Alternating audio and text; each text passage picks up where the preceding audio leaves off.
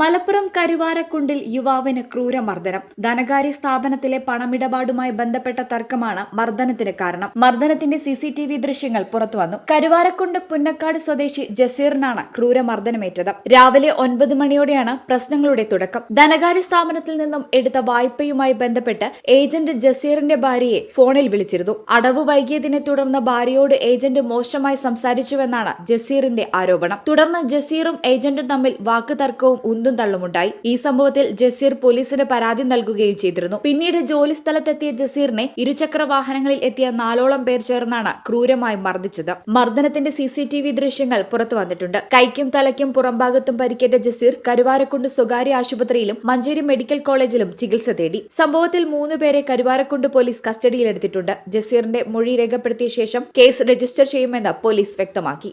ഈ channel Malappuram. Office സമയം കഴിഞ്ഞാലും അവധി ദിനമാണെങ്കിലും പണത്തിന് ആവശ്യമെങ്കിൽ മൊബൈൽ ആപ്പ് വഴി ഉടനടി അക്കൗണ്ടിലെത്തും. അതാണ് KSFE smart gold over draft. ഏത് ശാഖയിലും സ്വർണം വയ്ക്കൂ. മൊബൈൽ ആപ്പ് വഴി എപ്പോഴും എവിടെ വെച്ചും പണം പിൻവലിക്കൂ. പരമാവധി 50 ലക്ഷം രൂപ വരെ. അതിവേഗ പ്രോസസിംഗ്. 24/7 സേവനം. ഇനി ആവശ്യങ്ങൾക്ക് അവധി കൊടുക്കേണ്ട, സമയവും നോക്കേണ്ട.